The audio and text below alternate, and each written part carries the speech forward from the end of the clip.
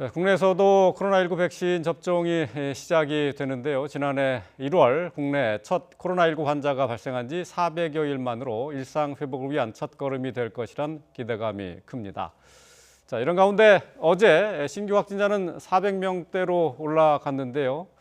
자, 정부는 사회적 거리 두기를 현 단계를 앞으로 2주간 더 연장하기로 했습니다. 관련된 내용 유재복 해설위원, 김윤 서울대 의대 교수와 함께 짚어보도록 하겠습니다. 안녕하십니까? 자, 지금 신규 확진자 수가 일단 400명대로 올라섰어요. 간단하게 좀 정리를 해주시죠. 그러니까 주초에 300명 초반에서 이제 400명대가 이제 오르락내리락하는 네. 그런 모습이고요. 특별히 숫자로서 의미를 부여할 만한 날은 아닙니다. 네. 다만 지역 발생을 볼 때 이제 경상북도에서 예. 23명이 집계가 됐거든요. 예. 이것은 이제 예. 그 말씀 중 죄송한데요. 네. 지금 중앙약사심의위원회에서 화이자 백신과 관련해서 안전성과 효과성에 대한 검증 결과, 논의 결과를 발표합니다. 현장 연결해서 잠시 들어보고 오겠습니다. 바이러스학, 미생물학, 약학 분야 전문가와 감염병 임상 전문가 등 총 19분이 참석하였습니다. 제출된 품질, 비임상 시험 자료와 임상 시험 자료를 바탕으로 제품의 안전성과 효과성을 인정하는 것이 적절한지를 논의한 결과 현재 제출된 자료로 허가하는 것은 적절하다고 자문하였습니다. 우선 임상시험에서 발생한 이상 사례 등 안전성 프로파일은 허용할 수 있는 수준이며 예방 효과도 충분하다고 판단하였습니다. 임상시험을 통해 만 16세 이상에서 예방 효과를 입증하였으므로 신청된 효능 효과와 동일하게 16세 이상을 대상으로 허가하는 것이 타당하다고 자문하였습니다. 구체적인 자문 결과에 대해서는 중앙약사심의위원회 위원장이신 오희환 교수님께서 말씀드리겠습니다.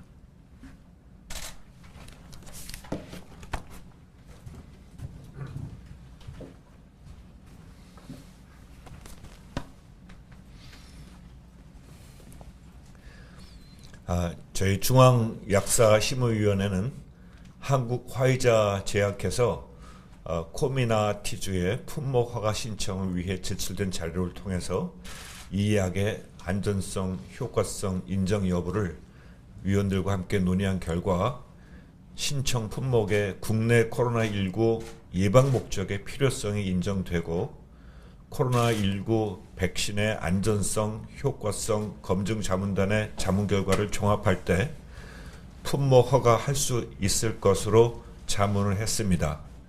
또한 그 신청 효능 효과로서 16세 이상의 적절성을 포함한 임상시험 결과에서 확인한 예방 효과를 토대로 신청 효능 효과와 동일하게 16세 이상을 대상으로 허가하는 것이 타당하다는 의견이었습니다.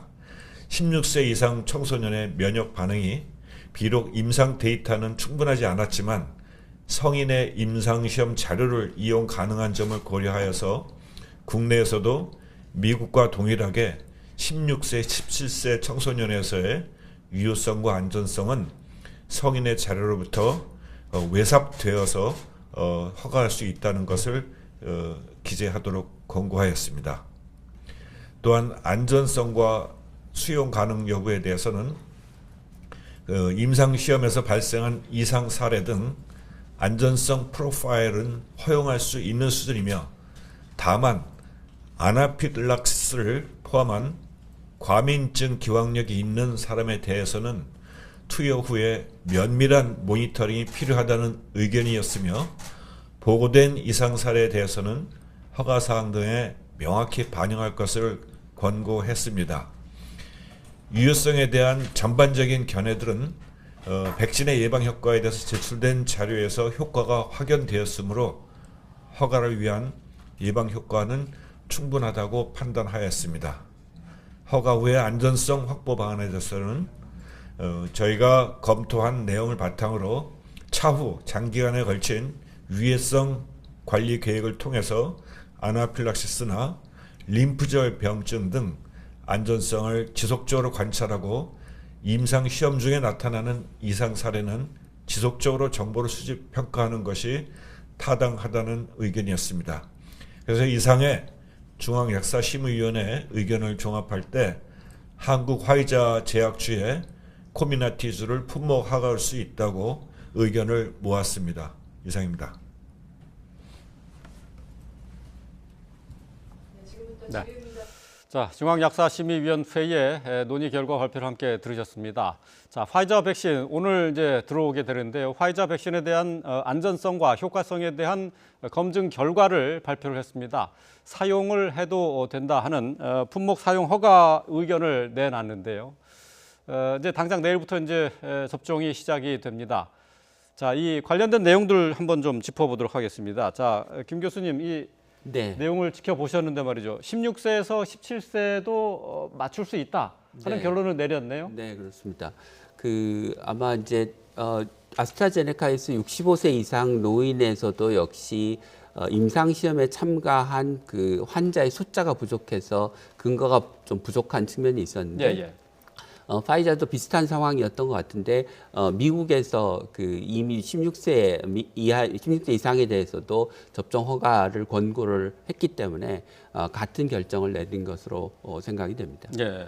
자, 뭐 이제 예방 효과, 효과성에 있어서 뭐 충분히 검증이 됐다고 얘기를 했고 이제 네. 안전성에 대해서도 어느 정도 검증이 됐다고 했는데 다만 아나필락시스를 역시 네. 문제점으로 지적을 했네요. 네, 아나필락시스라고 하는 거는 백신 접종에서 이제 보편적으로 일어나는 부작용이고 드물게 일어나는 부작용이기 때문에 뭐 이 파이자 백신에서만 고유하게 나타나는 부작용은 아니라고 할 수 있습니다. 대개 네. 10만 명당 한두 명 정도에서 나타나는 것이고 접종 당시에 접종을 한 후에 의료기관에서 대개 한 15분에서 30분 정도 머물면서 관찰을 하면 되게 그 기간 안에 아나필락시스가 나타나는지 여부를 알 수 있고 나타나면 현장에서 즉각 대처하면 또 목숨을 위협받거나 하는 상황은 아니기 때문에 크게 걱정하실 건 아닌 것 같습니다. 예.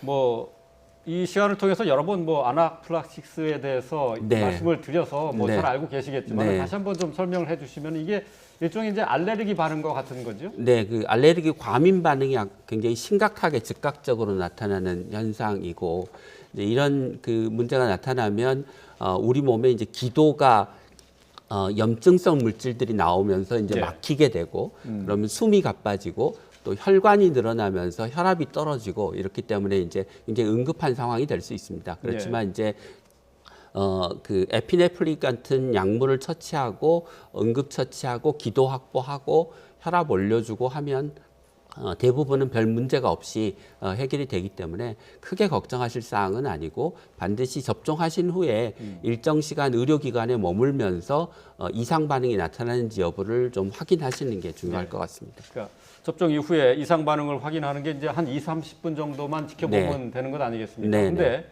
혹시라도 그 이후에 그 반응이 늦게 나타나는 그런 경우는 없나요? 아나필락시스는 늦게 나타나는 경우가 없고요. 네. 대부분 이제 이후에 나타나는 반응은 뭐 열이 나거나 뭐 전신에 피로감이 나거나 이런 이제 가벼운 반응들이 대부분이고 혹시 이제 지연 알레르기 반응 같은 게 나타날 수 있는데 그 경우는 주로 이제 열이 나거나 관절염이 생기거나 하는 정도의 전신 증상이 나타나긴 하는데 아나필락시스보다는 훨씬 더 가벼운 증상이기 때문에 네. 이제 증상을 좀 관찰하시다가 계속해서 열이 나고 뭐 관절통도 생기고 이렇게 하면 보건소에 연락해서 좀 판단을 받아보신 다음에 의료기관에서 진료를 받으시면 될 것 같습니다. 예, 알겠습니다. 뭐 파이자 백신과 관련된 얘기는 잠시 후에 또 계속해서 이어가도록 하고요. 조금 전에 예. 앵커께서 얘기하신 것 중에 제가 조금만 수정을 예, 예. 하면요. 오늘 들어와서 내일 맞는 것은 코백스를 통해서 들어오는 겁니다. 그래서 코백스에서 자체적으로 허가가 난 물건이고요. 지금 우리가 심사를 하고 있는 과정에 있는 것은 다음 달 말에 들어오는 우리가 화이자랑 직접 계약을 맺은 1,300만 명 분량입니다. 그래서 네. 이것은 이제 품목 허가는 한 번 더 거쳐서 아마 승인까지 나는 데는 다음 달 한 10일쯤에 최종 허가가 날 것 같고요. 말쯤에는 물량이 들어오는 거예요. 그래서 그 두 가지는 좀 분리를 할 필요가 있다 이런 그래요? 말씀을 드립니다. 예. 글쎄 이제 뭐 화이자가 이제 오늘 들어오는 건 코백스를 통해서 WHO를 통해서 그 허가가 된 물량이라고는 하지만은 네네. 역시 뭐 똑같은 효능과 안전성 뭐 똑같은 것 아닌가요? 그렇지만 하여간 그 절차라는 게 있습니다. 각 국가에서 직접 들어오는 물량에 대해서는 다 각각의 절차를 밟아야 되는 것이고요. 네. 코백스 통해서 아스트라제네카도 들어오지만 그것은 별도의 절차가 필요 없이 코백스라는 인정받은 기구를 통해서 허가가 난 것은 그대로 들어와도 되는 것이고요. 그다음에 이제 우리가 각각 들어오는 모든 나머지 백신들은 다 똑같은 과정을 밟아야 됩니다. 아 그렇군요. 네. 예. 그러니까 이제- 감염병 유행 시에 그 특례 수입을 할 수 있는 절차가 있는데요. 예, 예. 이그 코백스를 통해서 들어오는 파이자 백신은 특례 수입 절차를 통해서 들어오는 것이고 우리나라와 파이자의 그 양자 계약에 의해서 들어오는 물량은 국내 식약 허가를 받고 난 다음에 들어오게 됩니다. 아 그렇군요. 예. 예. 같은 백신이지만 절차가 달라서 아. 그렇습니다. 예, 중간에 이제 들어오는 허가 절차나 이런 네, 것이 이제 네, 별도로 네, 있기 네. 때문에 이제 그런 과정이 생기는 거군요. 예, 알겠습니다. 자, 어쨌든 뭐 지금 코로나 백신 접종이 오늘 아침 9시부터 시작이 되는데요. 일단 지금 현재 상황만 좀 먼저 살펴보도록 하죠. 아까 얘기하다가 중간에 끊기게 되는데 406명의 이제 어제 확진자가 나왔는데 특별히 뭐 유의하거나 좀 지켜봐야 될 특별한 사항들이 좀 있었나요? 네, 계속해서 말씀드리면 이제 경상북도에서 23명이 발생을 했는데요. 이것은 그 의성 집단 감염 관련입니다. 이게 뭐냐면 설 연휴 때 대구에 사는 일가족이 의성의 부모님 그 댁을 방문을 했는데 예. 그때부터 두 갈래로 발생이 이제 전파가 된 겁니다. 그래서 그 경북 의성에 있는 부모님 집을 방문한 일가족을 포함해서 N차 감염이 일어나서 예. 그곳에서 한 60명 가량이 감염이 됐습니다. 지역 전파까지 이루어졌고요. 그 다음에 이제 이 부모님 집을 방문한 대구시에 사는 그 금융시설 종사자의 그 회사를 통해서 그 회사의 동료 그리고 그 사람들이 뭐 장례식장도 방문을 하고 또 뭐 접촉자 가운데 한 명이 요양시설에서 일을 하기도 하고 그다음에 이제 학원을 다니기도 하고 해서 대구 지역을 중심으로 31명이 감염이 됐습니다. 그래서 총 91명이 감염되고 있고 대부분은 이제 N차 감염으로 퍼지고 있기 때문에 예. 이것은 또 100명을 넘는 큰 감염이 이루어질 가능성이 높다. 그래서 주의 깊게 봐야 될 것으로 보입니다. 예. 어쨌든 뭐 산발적인 집단 감염이 계속되고 있어서 정부에서도 아마 이 부분을 염려를 안 할 수가 없었던 것 같습니다. 일단은 이번 주 일요일 날 끝나는 거리두기 단계를 앞으로 더 2주 연장하기로 결정했죠. 그렇습니다. 아마 지금 단계에서 원래대로 이제 계획을 잡자면 이제 환자 발생이 조금 더 줄어서 뭐 200명대로 떨어졌다면 아마 이제 이번 주에 새로운 거리두기 단계를 발표하면서 상당히 이제 기준이 좀 완화될 가능성이 있었다고 보여지는데요. 예. 발생이 줄어들지 않고 오히려 약간 올라가는 듯한 모습을 보이고 관련 지표들 뭐 이동량이라든가 이런 것들도 좀 계속 상승세를 보이기 때문에 예. 이번 주에 거리두기를 좀 더 완화하는 것은 좀 어려웠을 것 같고요. 이에 따라서 새로운 거리두기 지표도 아마 다음 주나 소개가 되고 언제 적용할지는 조금 더 고민을 해야 될 것으로 보입니다. 예. 어떻습니까, 김 교수님? 지금 네. 상황에서는 글쎄 방역 차원에서만 보면은 조금 고삐를 줘야 되는 그런 시기가 아닌가 싶은데 말이죠. 네. 그래서 이제 지금 이제 백신 접종이 시작되긴 했지만은 아직 안심할 단계가 아니지 않습니까? 네, 그렇습니다. 근데 이제 3,400명이라고 하는 게 지금 한 달 뭐 거의 반 가까이 지금 계속되고 있는 상황이라 이게 3차의 유행 이후에 이제 새로운 베이스라인으로 생각을 해야 되는데 네.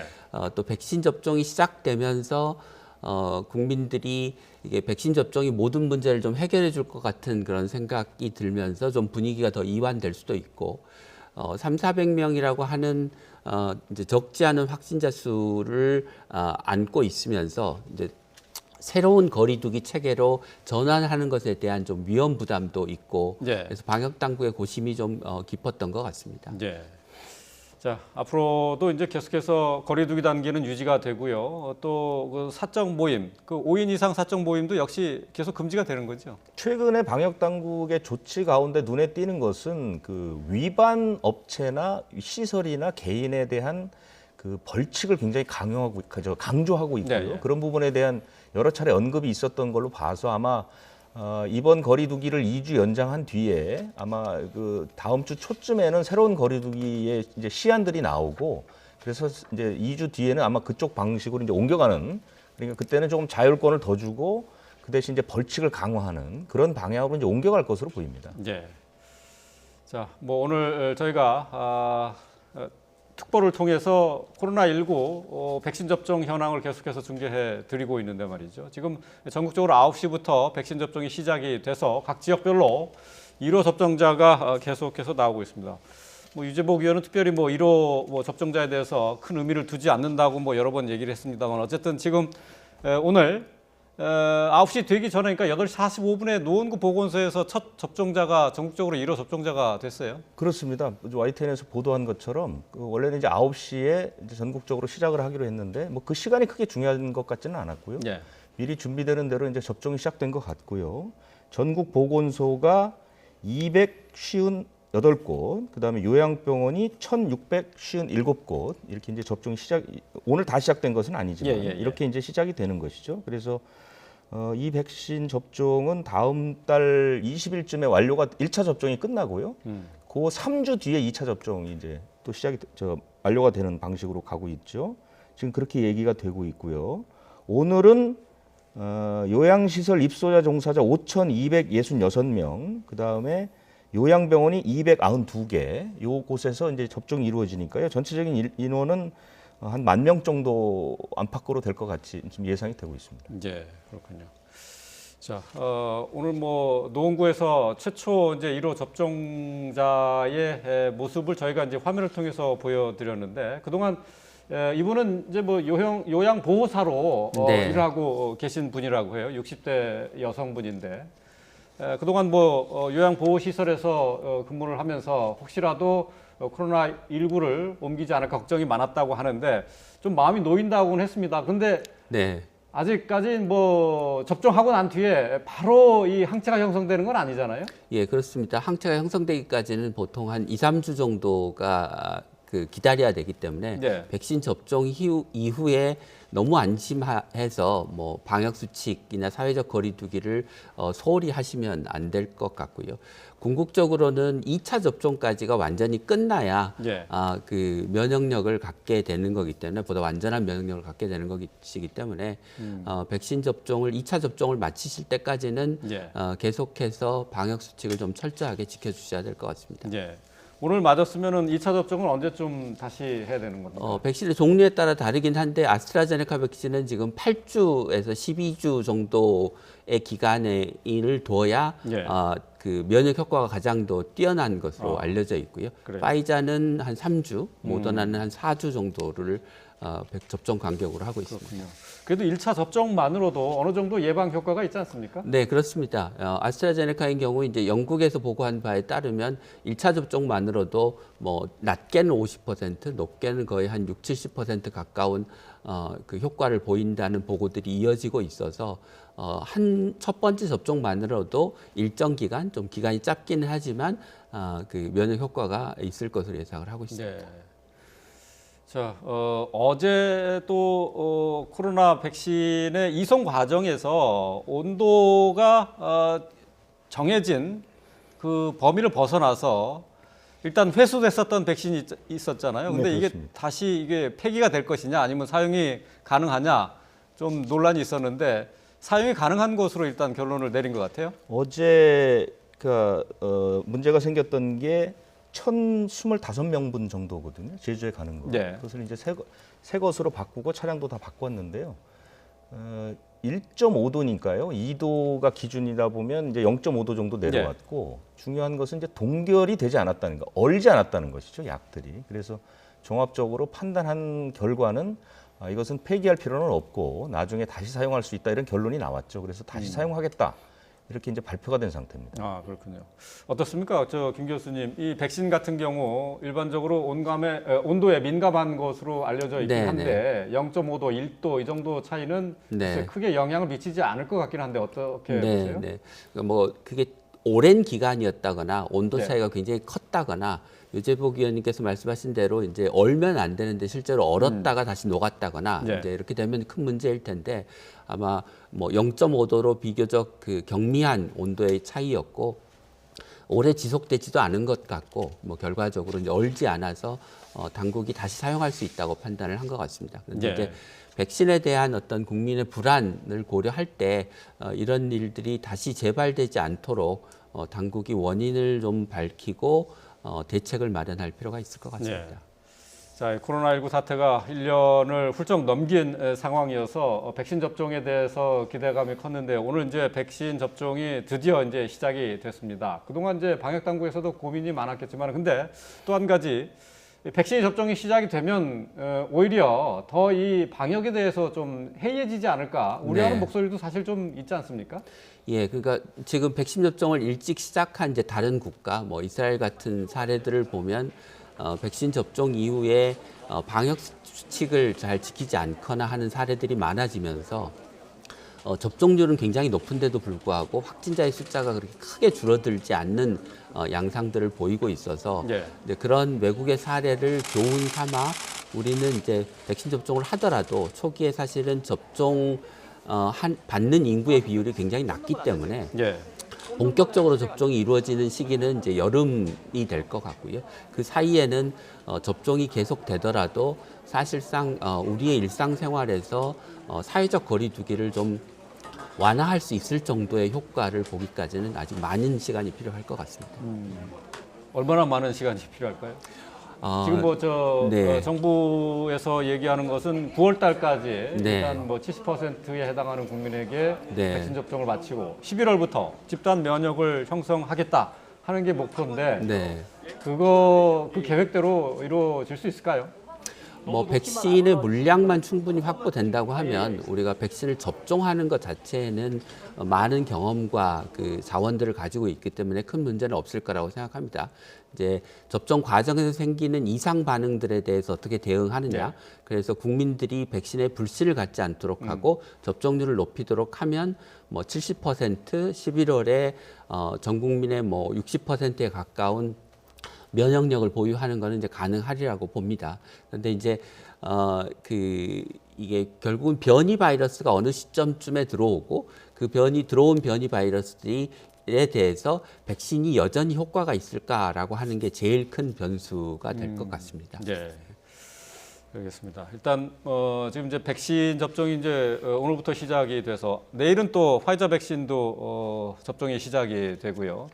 이러면서 이제 백신 접종과 관련해서 이 확인서나 접종 증명서 이런 것을 정부가 준비하고 있는 것 같아요. 이게 지금 실제로 이게 이제 사용이 되는 겁니까? 그렇습니다. 접종 증명서라는 것을 발급하기로 했고요. 이것은 이제 2차례 다 맞으면 증명서를 내주는 것이고 네. 한 차례만 맞으면 확인서라는 것을 또 내줍니다. 이것은 그 관련 사이트에 들어가면 언제든지 발급을 받을 수 있는 것이고 다른 국가 예방 그 접종도 다 확인서가 이미 나오고 있거든요. 근데 이제 확인서라는 것이 어제 좀 구체적인 내용이 나왔죠. 그래서 확인서는 1차 접종을 확인했고 어떤 백신을 맞았고 그다음에 2차는 언제 맞는다. 이게 이제 다 들어가 있는 것이죠. 그래서 이것은 이제 그 확인서라는 것이 있고 그다음에 이제 전산 등록이 되면 각자 맞은 사람에게도 문자로도 다 확인서가 갑니다. 그래서 본인들이 이제 다 알 수 있는데 문제는 이제 이 확인서라는 것이 마치 뭐 이스라엘의 뭐 그린 패스처럼 뭐 시설을 뭐 이용하는데 조금 혜택을 준다거나 이런 건 전혀 없고요. 예, 오로지 맞았다는 것만 확인하는 그런 것이 되고 증명서 역시 그 이스라엘의 그린 패스처럼 사용할 수는 없는 것으로 지금 정해져 있습니다. 네. 뭐 이스라엘의 그린패스 사례를 얘기했는데 일단 접종 증명서를 이스라엘 같은 경우는 증명서가 있으면은 문화체육 활동이 자유롭게 할 수 있는 그런 어떤 통과증 같은 게 되는 그렇습니다. 거죠. 일종의 이제 혜택을 주는 것이죠. 그래서 이제 발급된 게 바로 그린 패스라는 건데 우리도 그런 부분에 대한 검토가 있었던 걸로 알려졌는데 최종적으로 현재로서는 그 부분을 고려하지 않고 있다라고 이제 공식적으로 발표를 했죠. 네. 글쎄요, 이제 접종 증명서를 받은 사람은 아무래도 네. 좀 활동을 좀 자유롭게 할 수 있을 걸 기대할 것 같은데 네. 왜 이런 결정을 내린 걸까요?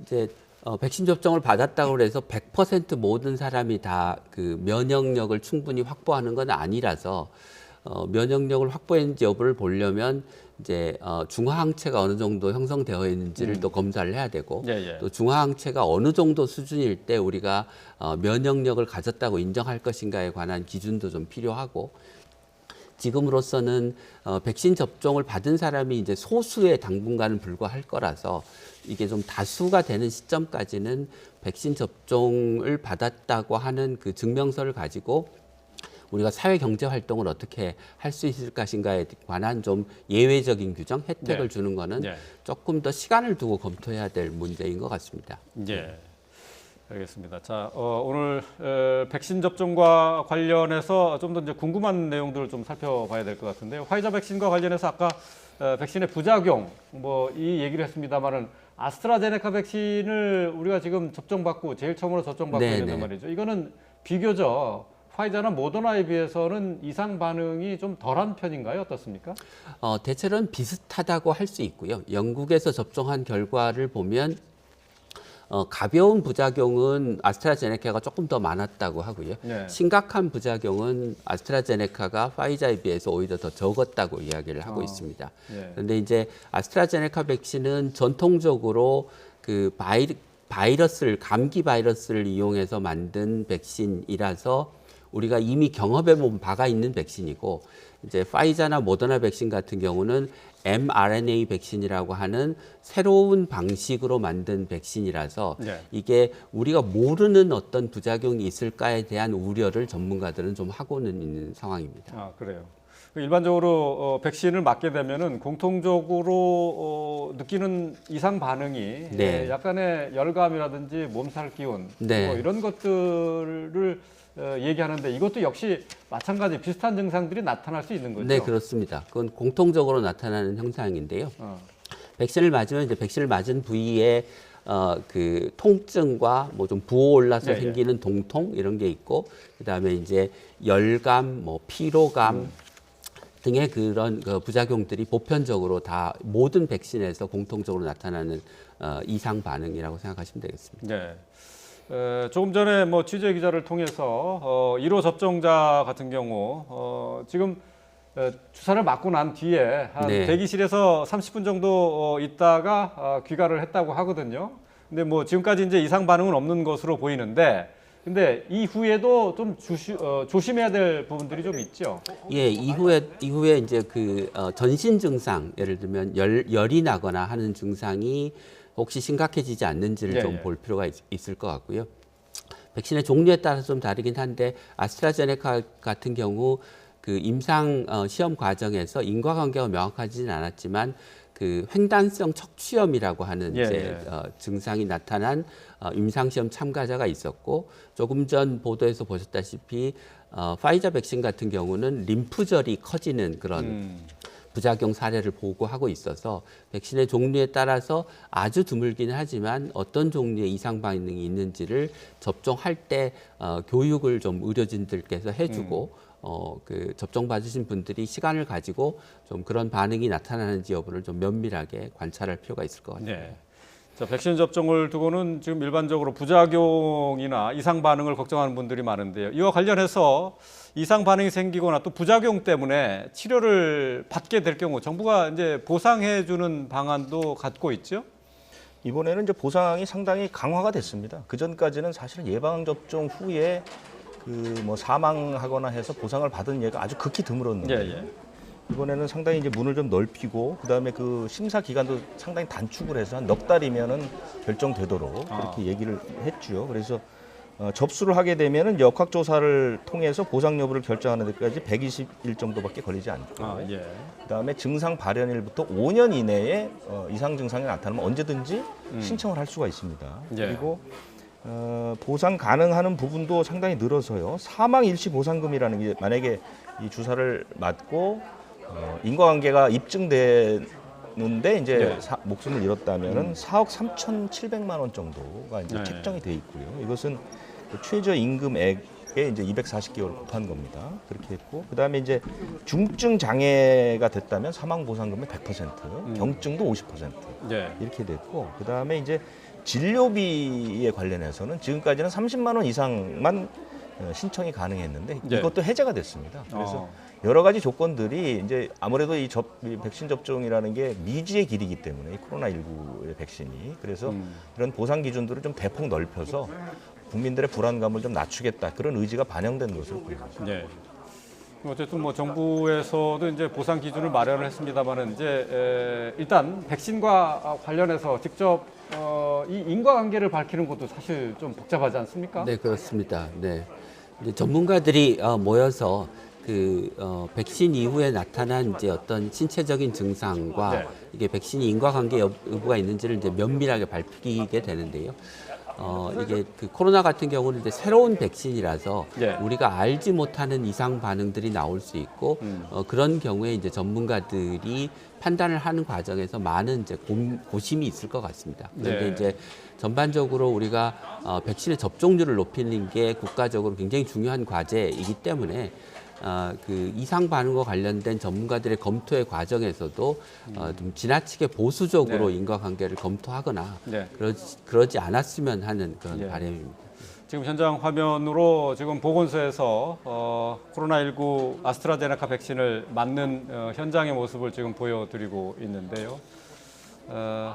어깨 위쪽으로 주사를 놓고 있습니다. 자, 그 주사를 맞는 장면을 보면서 뭐 저 주사기가 들어가는 게 사실 좀 아파서 말이죠. 저게 백신 같은 경우 보통 독감 백신 맞아본 사람들은 느끼지만 네. 되게 뻐근하죠. 네, 좀 뻐근합니다. 예. 근데 일단 뭐 주사를 맞고 난 다음에는 저거를 뭐 이렇게 문지르거나 하면 안 된다면서요? 예, 누르도록 하고 있고요. 문지르면 이제 문지르는 것 때문에 출혈이 확산되거나 뭐 이럴 예. 수가 있어서 예, 문지르지 말고 누르라고 지시를 하고 있습니다. 그렇군요. 예. 알겠습니다. 자, 오늘 아스트라제네카 백신 이제 접종이 시작이 됐습니다. 관련 내용들을 함께 살펴봤습니다. 유재복 해설위원, 김윤 서울대 의대 교수와 함께 했습니다. 오늘 말씀 잘 들었습니다.